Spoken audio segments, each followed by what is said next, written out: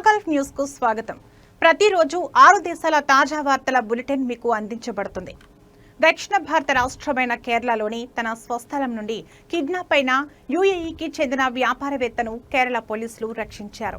షార్జాకు చెందిన వ్యాపారవేత్త కేరళలో కిడ్నాప్ కు గురయ్యారని కేరళ పోలీసులు విజయవంతంగా అతడిని రక్షించారని వ్యాపారవేత్తకు సంబంధించిన company e commerce manager Mujeeb పర్యంగట్ ఒక ప్రకటనలో తెలిపారు. నిందితులను ఒక క్రిమినల్ గ్రూప్ కు చెందిన వారుగా గుర్తించినట్లు పేర్కొన్నారు. వ్యాపారవేత్తను సెలవుల కోసం కేరళ కోసం వెళ్లిన సమయంలో ఈ సంఘటన జరిగిందని తెలిపారు.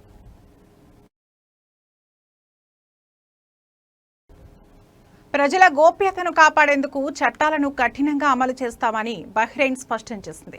పర్సనల్ కంటెంట్ కు సంబంధించిన చట్టాలను ఉల్లంఘించడం తీవ్రమైన నేరమని బహ్రెయిన్ అంతర్గత వ్యవహారాల మంత్రిత్వ శాఖ గుర్తు చేసింది. ఈ మేరకు అమన్ కార్యక్రమం కింద ఒక అవగాహన వీడియోను విడుదల చేసింది. చట్టంలోని ఆర్టికల్ 370 ప్రకారం ఒకరి వ్యక్తిగత సమాచారాన్ని వారి అనుమతి లేకుండా చిత్రీకరించడం, రికార్డ్ చేయడం లేదా పంచుకోవడం నేరమని మంత్రిత్వ శాఖ తెలిపింది. అలాగే అనుచిత పరిస్థితుల్లో ఉన్న వ్యక్తులను లేదా ప్రమాద బాధితులను ప్రమాద స్థలాలలో ఫోటో తీయడం వంటివి చేసినా అనుమతి లేకుండా అలాంటి ఫోటోలను సోషల్ మీడియాలో పోస్ట్ చేయడం మరింత తీవ్రమైన నేరంగా పరిగణిస్తామని హెచ్చరించింది.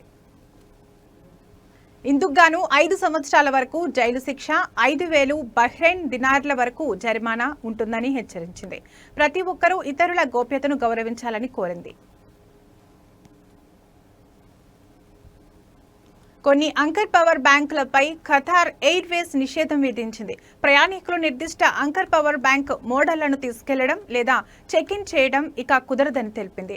లిథియం అయాన్ బ్యాటరీలకు సంబంధించిన ప్రమాద సంఘటనల కారణంగా ఇటీవల రీకాల్ చేసిన తర్వాత తాజాగా ఈ నిర్ణయం తీసుకున్నట్లు ఖతార్ ఎయిర్వేస్ తెలిసింది. ప్రయాణానికి ముందు ప్రయాణికులందరూ తమ వద్ద ఉన్న అంకర్ పవర్ బ్యాంకులను ధృవీకరించాలని తన ప్రకటనలో ఖతార్ ఎయిర్వేస్ కోరింది. అంతర్గత షార్ట్ సర్క్యూట్ ప్రమాదం కారణంగా ఇది వేడెక్కడానికి మరియు అగ్ని ప్రమాదాలకు దారితీయవచ్చన్న నివేదికల ఆధారంగా ఖతార్ వాణిజ్య మరియు పరిశ్రమల మంత్రిత్వ శాఖ గత నెలలో వీటిని రీకాల్ చేసింది.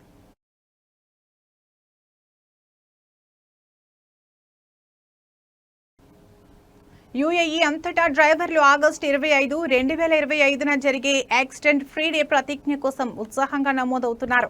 ఈ ప్రతిజ్ఞలో భాగంగా ఆ రోజున సురక్షితంగా డ్రైవింగ్ చేస్తే డ్రైవర్ల ట్రాఫిక్ రికార్డులోని 4 బ్లాక్ పాయింట్లు తొలగించే అవకాశాన్ని యుఏఈ అంతర్గత వ్యవహారాల మంత్రిత్వ శాఖ అందిస్తోంది. ఈ కార్యక్రమం కొత్త విద్యా సంవత్సరపు తొలి రోజుతో సమకాలంలో ప్రారంభమవుతుండటంతో ముఖ్యంగా పాఠశాల పరిసర ప్రాంతాల్లో రోడ్డు భద్రతపై అవగాహన పెంపొందించడం, ట్రాఫిక్ నిబంధనల ఉల్లంఘనలను తగ్గించడం దీని ప్రధాన ఉద్దేశం.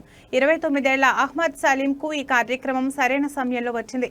నా వద్ద ఇప్పటికే 12 బ్లాక్ పాయింట్లు ఉన్నాయి.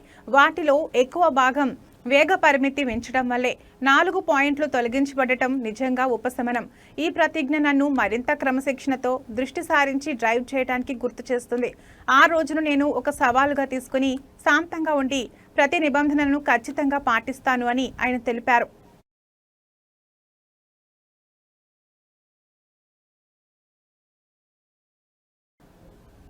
అహ్మదీ గవర్నరేట్లో వేర్వేరు సంఘటనలలో 10 మంది ప్రవాస కార్మికులు మరణించారు. ప్రాథమిక దర్యాప్తులో విషపూరితమైన ఆల్కహాల్ తీసుకోవడం కారణమని పేర్కొన్నారు. ఈ ఘటనలకు సంబంధించి వేర్వేరుగా కేసులు నమోదు చేశారు. బాధితులు విషపూరిత ఆల్కహాల్ సేవించినట్లు ప్రాథమిక వైద్య పరీక్షలో తేలినట్లు తెలుస్తోంది. అయితే ఇంకా దర్యాప్తు కొనసాగుతుందని, త్వరలోనే అన్ని వివరాలను వెల్లడిస్తామని అధికారులు తెలిపారు.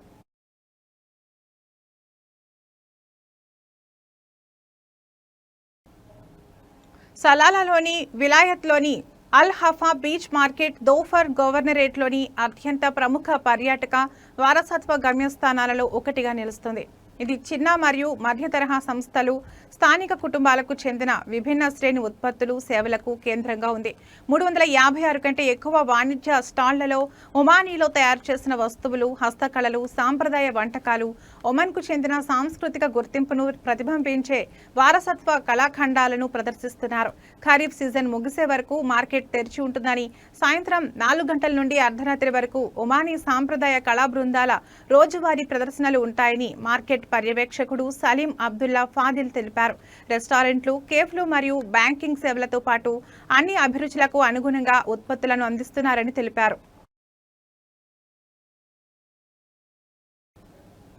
ఇవి మా గల్ఫ్ న్యూస్ అప్డేట్స్. మరిన్ని అప్డేట్స్ తో మళ్ళీ కలుద్దాం. నమస్తే.